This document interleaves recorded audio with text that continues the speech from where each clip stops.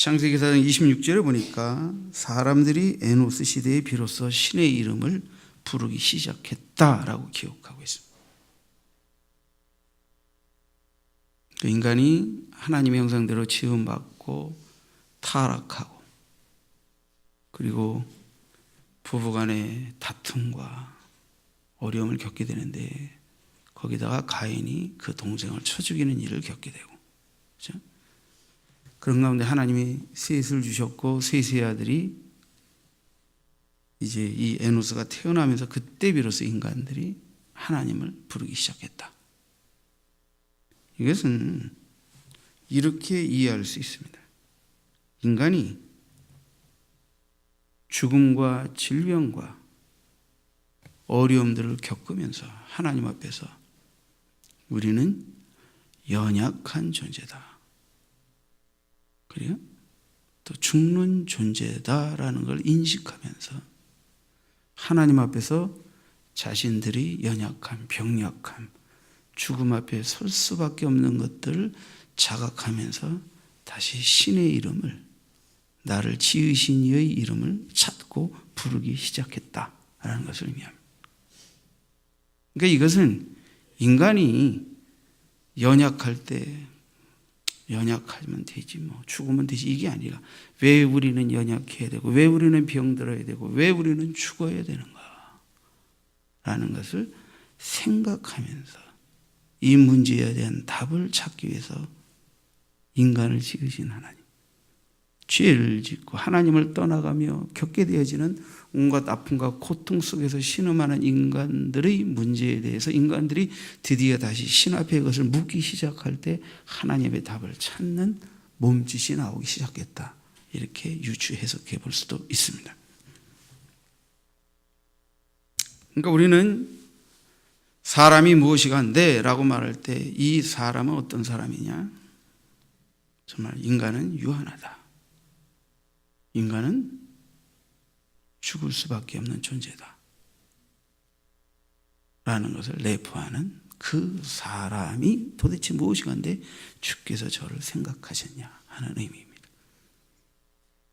그러니까 하나님의 사람을 그냥 생각하신 게 아니라 유한한 존재, 병드는 존재, 죽을 수밖에 없는 존재, 연약한 존재인 사람을 생각하셔서 생각하시고 돌보신다, 그 뜻입니다. 그러므로 인간이 동물과 짐승과 다른 것은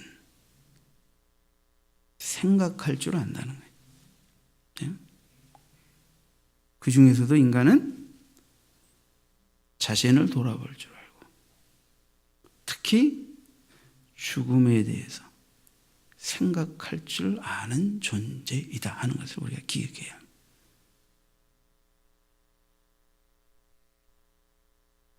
사람은 태어나면서 이미 죽음이 전제된 인간으로 태어나는 거예요.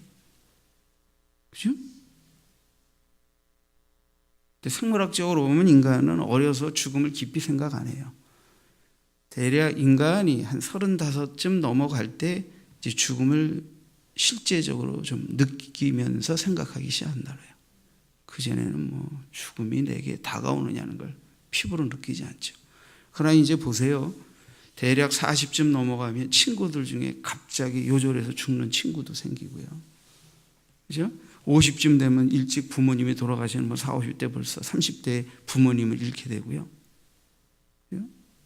또 건강관리 잘못하면 이제 뭐 50, 60에도 죽고요. 이러면서 자꾸 죽음이 먼 데 있다가 가까이 다가옴을 느낍니다. 그리고 나에게도 다가옴을 느껴요. 죽을 뻔했다는 것도 아파서든 사고든 죽을 뻔한 일을 겪으면 사람이 심각해져요.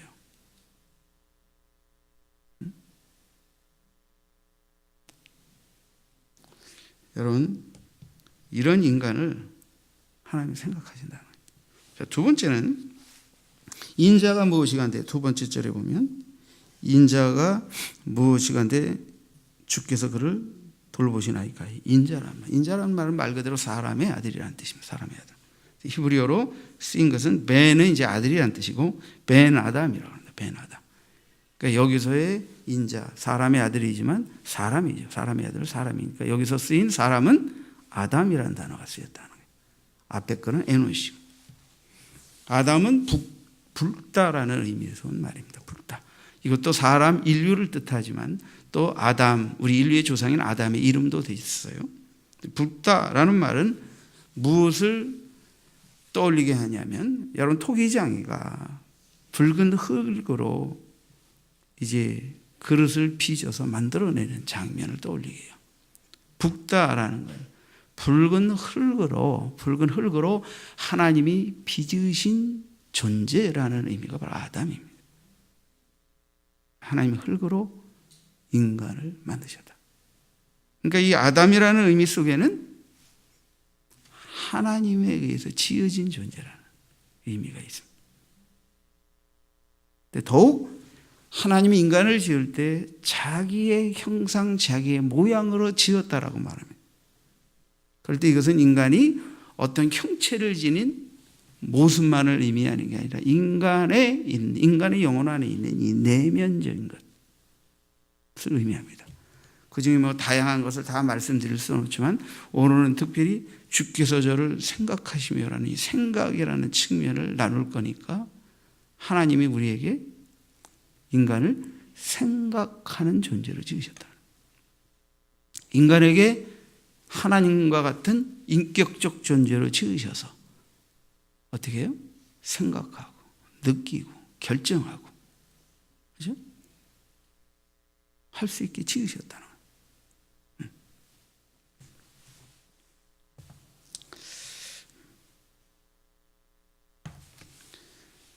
자, 그럼 하나님께서 인간을 자기 형상대로 지으셨을 때 인간에게는, 그렇죠? 이 아담에게는 모든 하나님이 지으신 만물 가운데서 특별히 구별하셔서 만물을 다스리고 관리하도록 사명을 주셨습니다. 그러니까 자, 시편에 다시 한번 보시죠. 5절을 보시죠. 그를 하나님보다 조금 못하게 하시고 영화와 존귀로 관을 씌우셨나이다. 하나님보다 조금 못하게 하셨다. 인간을 하나님처럼 지으셨지만 하나님보다 못하게 하셨다. 그럼 하나님보다 못하다라고 하는 말을 우리가 성경적으로 이해하려면 몇 가지를 이해할 수 있어요. 우선 인간은 하나님의 형상을 쫓아서 지음을 받았지만, 하나님처럼 지음을 받았지만 지음받은 것이지 지으신 이는 아니다. 하나님에 의해서 지어진 존재지 짓는 존재는 아니라, 그게 하나님보다 못하다는 의미 속에 이미 들어가 있는 거예요. 또 하나는 인간은 하나님처럼 생각하고 느끼고 결정할 수 있는 자유의지와 자결정적 존재로 지음을 받았지만, 하나님 인간을 지을 때 하나님의 말씀과 명령을 따라 지으신 이의 목적을 따라 사는 삶에 순종하며 영광 돌리는 한 복을 누리고 살도록 지으셨다는, 그래서 인간은 스스로 생각하고 결정할 수 있다는 하나님의 사고 패턴을 닮은 인격적 존재임에도 불구하고 인간은 하나님의 명령과 하나님을 알고 경외하고 그 명령을 따라 순종하며 사는 은혜 아래에서 복을 누리며 살도록 지어진 존재다. 이것이 깨트려질 때 인간의 삶에는 화와 불행과 저주와 심판이 따르게 된다. 그러니까 이것이 하나님이 아닌 이유죠. 하나님보다 조금 못하게 지어진 이유죠. 자, 두 번째 보십시다. 그럼 하나님이, 주께서 이런 인간을, 에노시, 아담, 병들고 연약하고 죽을 수밖에 없는, 그러면서도 하나님의 형상대로 지음받고 만물 가운데선 으뜸으로 만물을 다스리고 관리하는 청지기로 지어진 이런 인간, 그래서 보잘것없지만 하나님이 그 머리에 영화와 존귀로 관을 씌우신 이 인간을 생각하고 돌보신다는 의미는 무엇이냐? 두 번째, 생각한다는 것은 말 그대로 기억한다는 뜻입니다. 원문으로 이제 자카르라는 이 동사의 의미인데요. 기억하다. 뭐 기억하는데 한 번만 기억하는 게 아니라 계속 기억하는 거예요. 계속 기억한다. 근데 그러면 기억이 도대체 뭐냐 하는 게 기억이. 좀 이해하기 쉽게 자식이 유학을 갔어요. 유학 갔다 돌아오는 동안 엄마는 아빠는 늘 그 자식을 생각하죠. 생각해요. 생각합니다.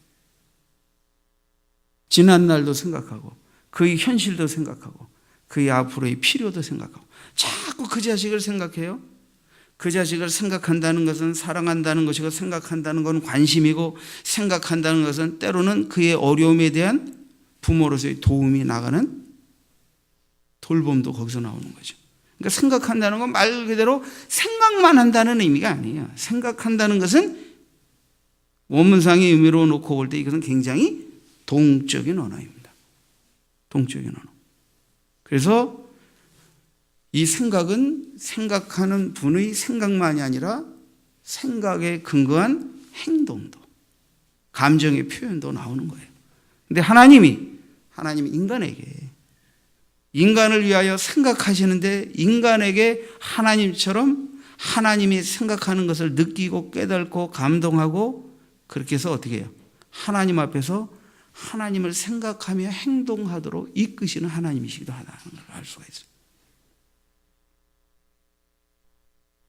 그러니까 인간은 하나님의 생각을 받는 존재. 다윗은 지금 하나님이 내가 무언데 날 생각하십니까? 이스라엘이 무언데 하나님이 이렇게 생각하십니까? 오늘 이 다윗이 고백을 우리에게 적용하면 주께서 내가 무언데 이렇게 생각해 주시고 이 교회, 우리 공동체, 우리 지체들이 무언데 이렇게 생각해 주시고 이 나라 이 민족을 이렇게 구보 생각해 주십니까? 생각해 주신다. 그럴 때 하나님이 생각만 하신다. 생각에만 머무는 존재다 우리가? 그게 아니라는 거예요. 하나님이 우리를 생각하신다는 의미 속에는 우리가 하나님의 용서가 필요할 때, 자비가 필요할 때, 견책이 필요할 때, 인도가 필요할 때, 응답이 필요할 때 우리에게 직접 다가오셔서 그죠? 그 생각을 나타내시는 존재. 그래서 두 번째 단어인 생각하시며 돌보십니다. 돌보심이 caring이라는 말씀입니다. 돌봄. 흔히 우리가 목회를 caring이라고 합니다. 목회를. caring은 뭡니까? 단순히 여러분에게 대하여 목회자가 생각만 하는 게 아니에요. 말씀만 전하는 게 아니에요.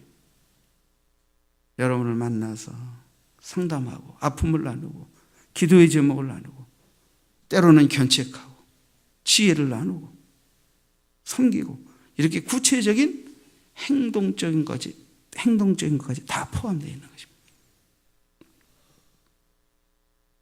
제가 옛날에 금요기도 시간에 말씀드린 적이 있는데 우리가 이제 신학교에서 목회에 대해서 배웁니다. 목회가 뭐냐? 이제 케어링에 관해서 배우죠. 목회자가 제일 먼저 해야 할 일은 말씀 전하는 일이죠. 가장 중요한 일. 그 다음에 신방하고 상담을 통해서 케어링 하는 거죠. 여러 가지가 있죠. 한 번은 제가 기도하는데 하나님의 성령께서 저에게 질문을 던져오셨어요. 목회가 뭐냐? 말씀 전하고 뭐 신방하고 상담하고 성도들 돌보는 거 아닙니까? 그렇죠. 근데 제가 신학교에서 목회학 시간에 못 배운 걸 하나님이 한 수 가르쳐 주시더라고요. 그래서 지금 제가 말하는 거는 어느 책에서 배운 게 아니고 하나님의 성령의 음성으로 제가 깨달은 목회입니다. 공개적으로 얘기 안 하려고 했는데 오늘 듣는 사람 보너스를 듣는 거예요.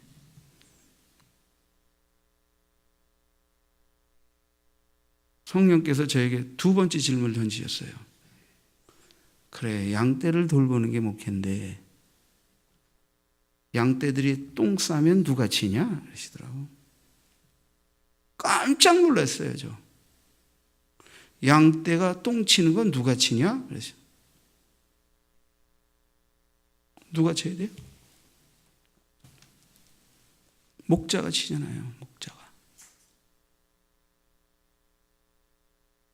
목자가 양떼들이 거처하는 것을 건강하게, 쾌적하게, 병들어 죽지 않게 관리해야 되잖아요. 그때 왜 하나님이 저에게 그 말씀을 하셨냐면 그때의 목회적 상황 때문입니다.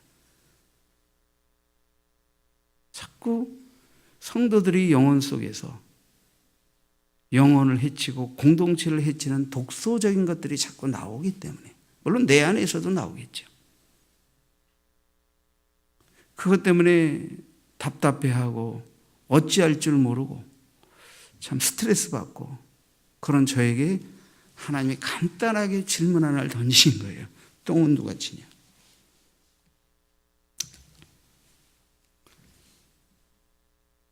그 말 질문 한마디, 하나님이 성령의 영음으로 질문을 던지신 그 한마디로 저는 그때의 목회적 상황에서의 제가 미처 알고 깨달지 못했던 또 다른 목회를 하나님께로부터 배웠습니다.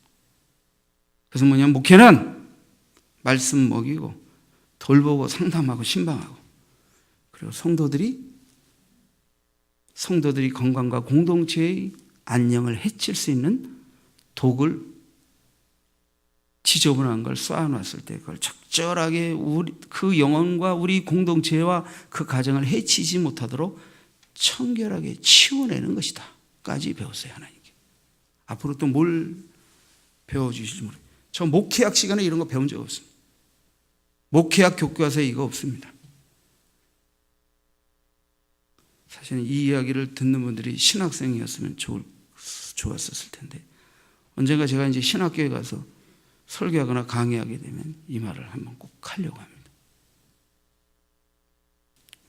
그 성도들을 많이 구하고 부흥시켜서 자아 성취를 위한 성공을 지향하는 목회, 그런 뜬구름 잡는 목회의 환상만 갖고 현실에 뛰어드는 목회자 되지 말고 똥 잘 칠 수 있는, 성도의 지저분한 것들을 잘 치워서 그 사람을 지저분하지 않은 사람으로 만들고 의미 있고 가치 있고 유용하고 쓸모 있는 사람으로 만들어내는 목회자가 되라. 그런 이제 가르쳐야 되겠죠. 전 이걸 어느 책으로부터, 어느 목회학 책으로부터 배운 적이 없습니다. 기도하다가 제 목회적 현실 속에서 제가 고민하고 갈등할 때 성령께서 제게 한 수 지도해 주신 것입니다.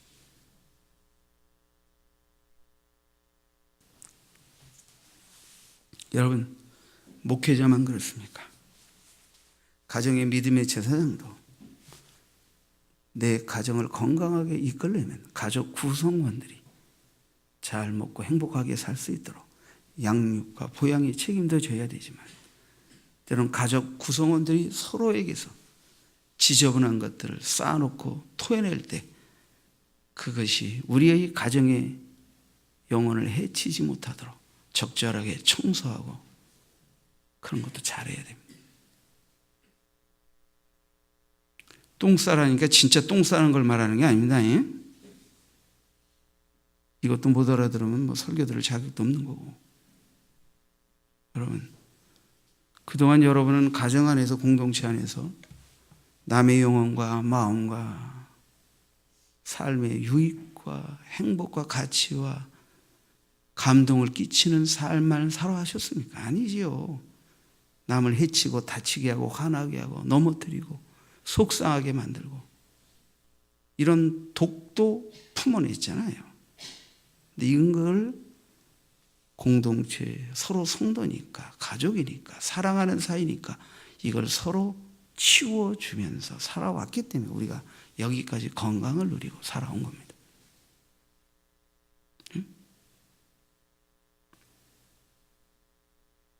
참, 목회자만 성도 똥치면 안 되잖아요.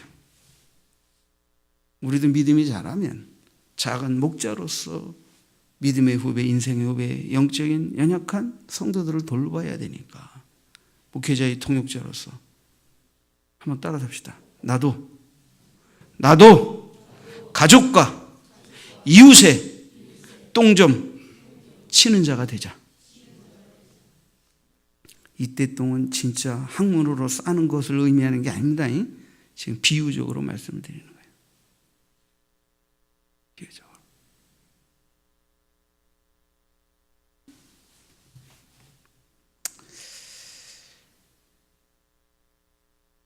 주께서 우리를 생각하신다는 것은 이렇게 생각만 하는 게 아니라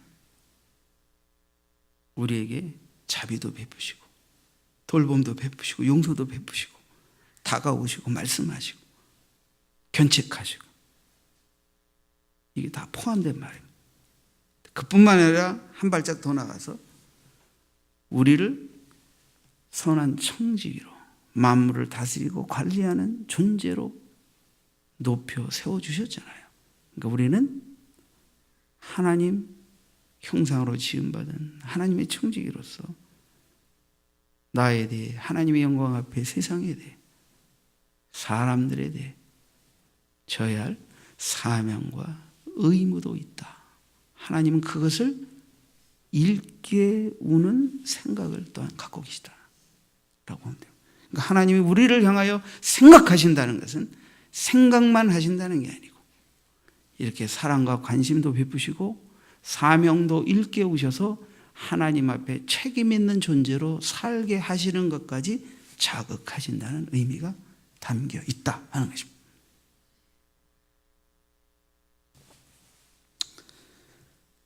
자, 이 돌보신다는 의미는 돌보다, 방문하다, 임명하다, 감독하다 이런 다양한 뜻이 있어요. 이제 가장 이 본문에서 적합한 해석은 이제 주의 깊게 돌본다라는 뜻이고, 그러나 방문한다라는 의미도 적용해 볼 수 있고, 또 뭐 감독하다라는 말도 생각해 볼 수 있고, 또 시는 앞절의 부분을 뒤에서 다른 표현으로 반복하는 거니까 말 그대로 앞에 사람을 생각하시듯 이 돌본다는 의미도 하나님께서 사람을 생각하신다는 의미입니다. 아까도 얘기했지만 생각하시는데 그 생각이 뭐냐? 생각만 하는 생각이 아니고 역동적 언어입니다. 우리를 향하여 그분도 친히 우리를 향하여 계획하시고 생각하시고 행동하셨듯이 우리도 하나님 앞에서의 나로 생각하면서 그분도 사랑하고 그분이 내진이도 사랑하고 그분 앞에서 자기 책임과 의무도 생각할 줄 알고 회개할 줄도 알고 결심할 줄도 아는 존재가 되게 하는 거예요. 이게 다 주께서 인간을 사랑하시고 돌보실 뿐 아니라 그런 것으로 인하여 우리가 하나님 앞에서 갖게 되는 행동이라고 하는 거죠. 알 수가 있습니다.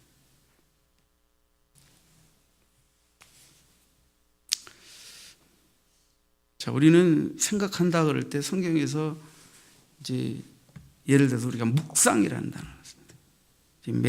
메디테이션이라고 하는. 원래 원문상의 의미는 하나님의 말씀을 읊조린다라는 뜻입니다. 읊조린다.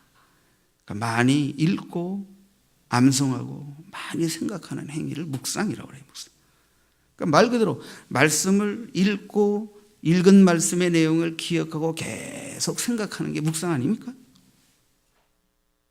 그러면 말씀을 읽고 말씀에 대해서 많이 생각만 하는 게 진정한 생각입니까?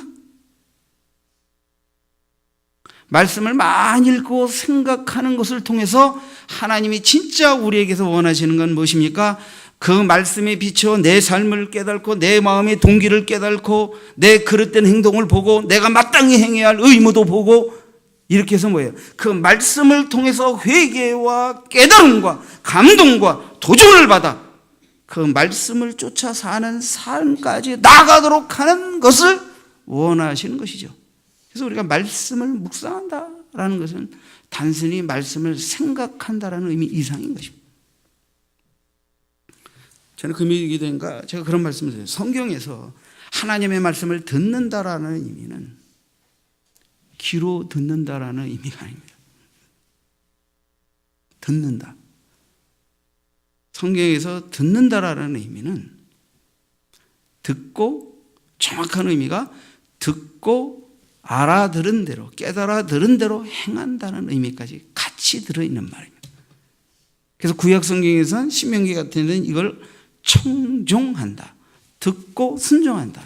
그러니까 성경에서 하나님의 말씀을 들어라 라고 하는 말은 귀로 알아들어라 라는 정도가 아니고 알아듣고 깨달아 듣고 그것을 가지고 잘못한 게 있으면 회개하고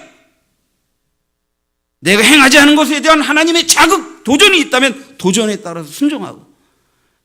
그래서 말 그대로 이거는 귀로만 듣는 게 아니라 행한다는 굉장히 동적인 어라는 것을 알아요. 주께서 우리를 생각하십니다. 우리를 얼마나 많이 생각하시면 우리를 향하여 셀 수도 없는 많은 생각을 갖고 계시다.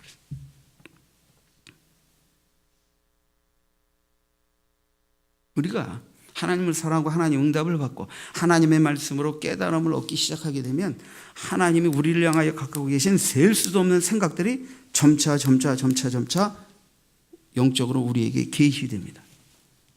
그래서 성경 읽고 깨달으면 내 인생의 과거가 보이고 현재가 보이고 미래의 방향성이 보이게 돼 있어요.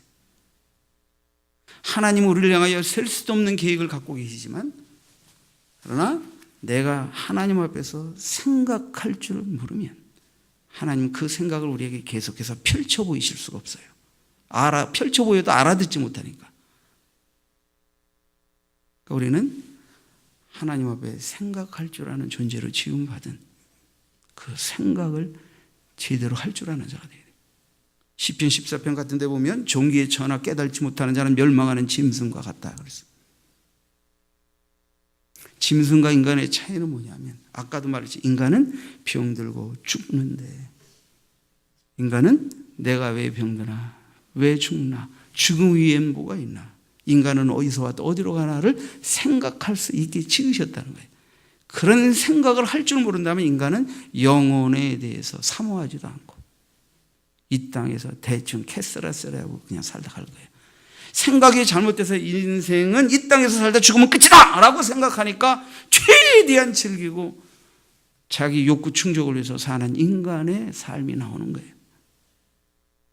내 영원한 삶의 과정이라는 것을 성경을 통해 이해하게 되니까 하나님 앞에서 책임 있는 삶을 도전받게 되는 거예요. 다르죠, 그러니까 생각이.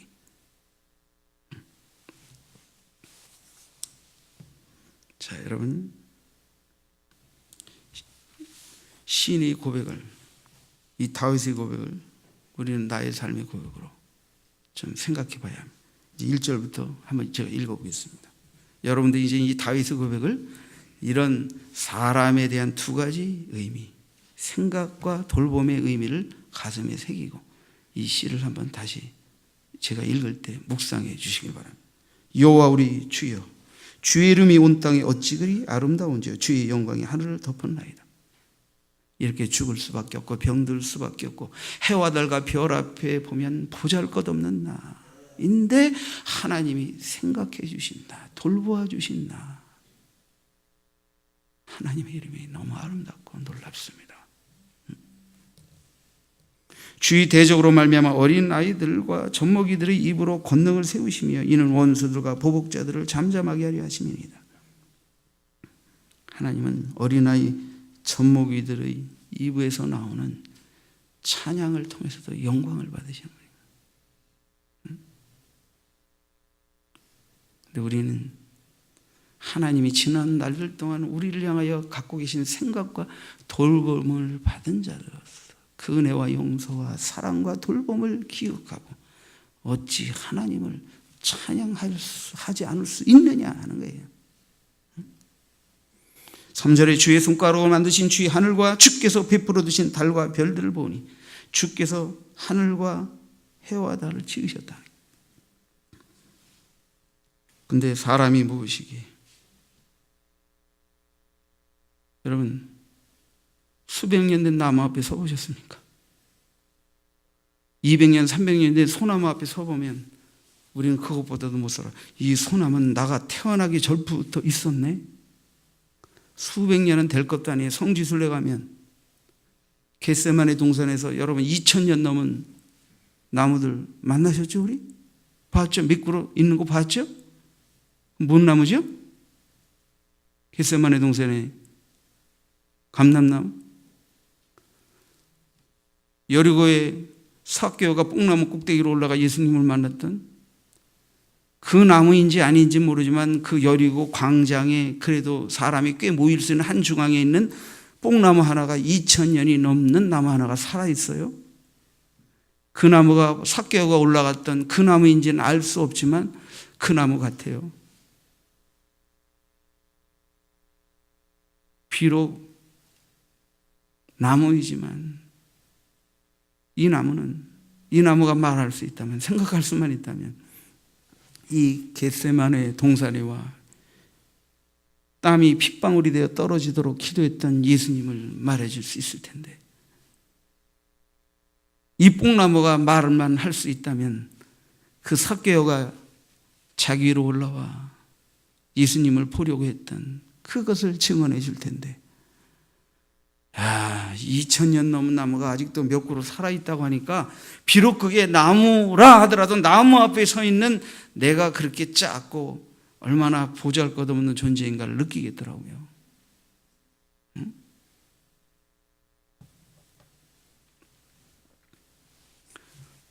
아마 하나님을 모르는 사람들은 충분히 느티나무, 그 감람나무신 뽕나무신 섬기면서 살 수 있겠죠. 그런 물신숭배에 빠질 수 있겠죠. 우상화에 빠질 수도 있겠죠, 인간이. 근데 우리는 그게 아니죠.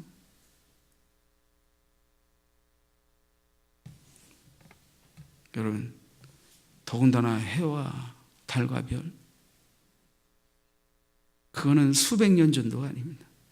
수천 년, 수만 년, 측정 불가능한, 내가 있기도 전에 있는 하나님의 만드신 해와 달과 별들의 무궁함 앞에서 우리는 얼마나 작은 존재입니까? 유한한 존재입니까? 연약한 존재입니까? 근데도 주께서 해와 달과 지구와 산천초목을 인간을 위해서 만드셨죠. 해와 달과 별을 위하여 인간을 짓지 않으셨습니다.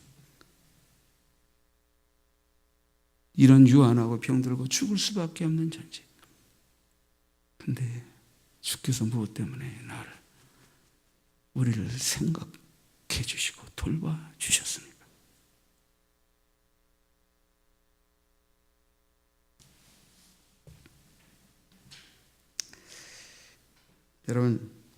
여러분에게 이 시를 나누면서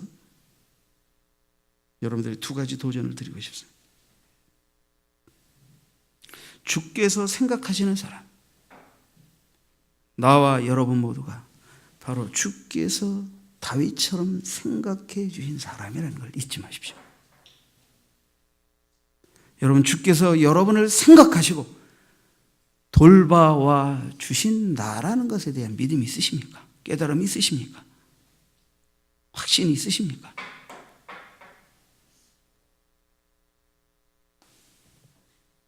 주께서 생각하시는 나라는 것, 주께서 돌봐주신 나라는 것을 알았다면 우리는 한 걸음 더 나아가 주께서 생각해 주심을 생각할 줄 아는 나가 되어야 돼요. 주께서 나를 왜 생각해 주시고 왜 돌봐주셨을까를 생각할 줄 아는 나가 되어야 돼요.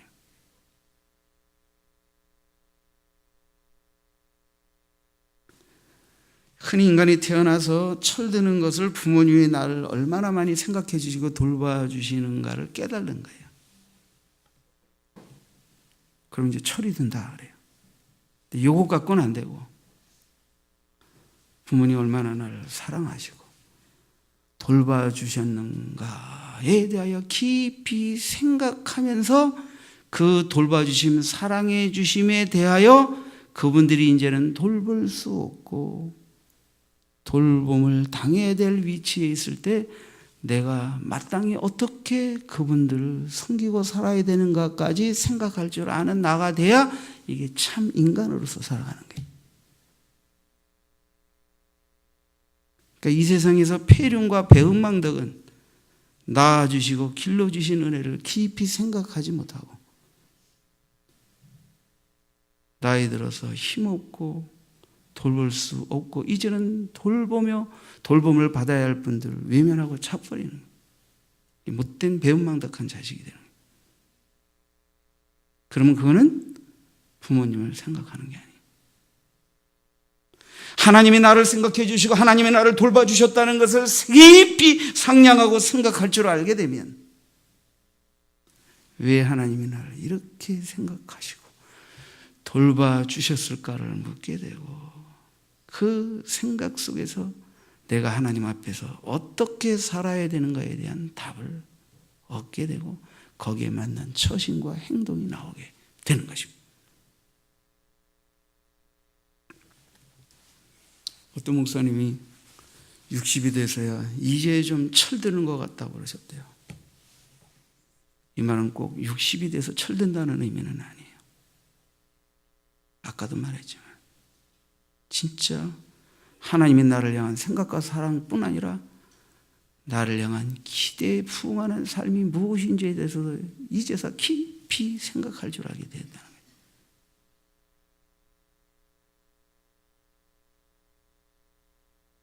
여러분을 왜 하나님이 여러분의 가정에 먼저 하나님 믿는 사람으로 택하셨을까요? 믿지 않는 가족과 수주를 같이 하며 지지고 볶고 싸우고 살라고? 주님의 높은 인격과 사랑과 자비를 배워서 그들이 세상에서 하나님 없는 수준에서 나눌 수 없는 사랑과 향기와 삶의 의미를 나누어 하나님의 사람 되게 하라고 구원에 이르도록 하라고 먼저 택하시고 구원하신 거 아닙니까? 근데 이런 생각, 이런 철들미 조금 믿어가지고 되는 게 아니고 많이 믿고 신앙생활을 하면서 하나님이 나를 향하여 갖고 계신 사랑과 배려와 용서와 자비와 긍휼과 책망과 도전을 많이 생각하면서 드디어 하나님이 나에게 기대하시는 내 모습이 떠올라지고 그런 기대에 부응하는 삶을 살기 위해서 나를 채우고 언행과 인격이 바뀌고 그러면서 하나님의 영광을 위한 존재로 이웃에게, 공동체에게, 가족에게 다가가면서 하나님을 기쁘시게 하는 삶을 살아드리는 자로 사는 것. 이게 진짜 하나님이 돌봄을 받은 자가 그 생각과 돌봄을 깊이 생각할 줄 알면서 사는 자의 모습이다 하는 것을 여러분에게 말씀드리고 싶습니다.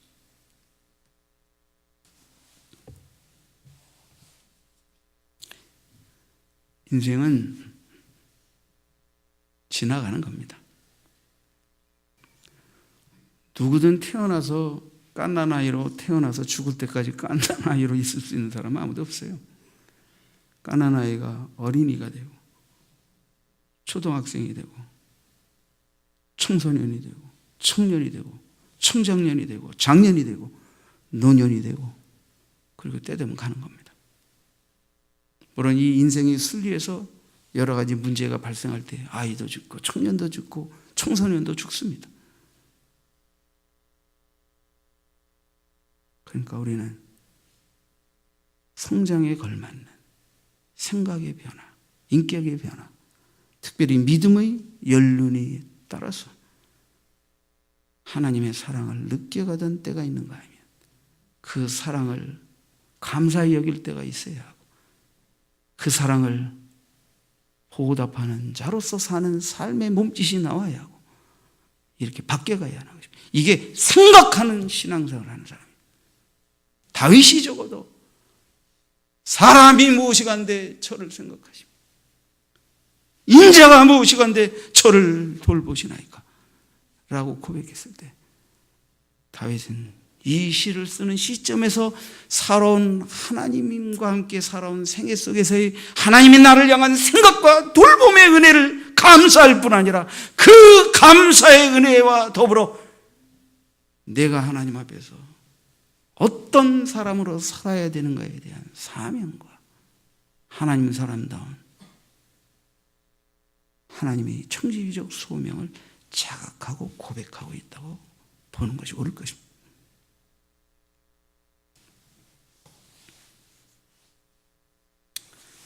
하나님 인간을 자기 형상대로 창조하셨습니다. 그러나 하나님보다 조금 못하게 지으셨습니다. 왜? 우리는 지으신 이가 아니고 지음받은 사람이기 때문에. 하나님은 그럼에도 불구하고 우리를 만물 가운데 으뜸으로 높여주셨습니다. 그리고 만물을 다스리고 관리하도록 임명해 주셨습니다. 그러나 우리는 지으신 일을 거절하고 지으신 이의 창조의 목적을 거절하고 지멋대로 살았습니다. 이런 인간을 하나님이 다시 찾아오셨습니다.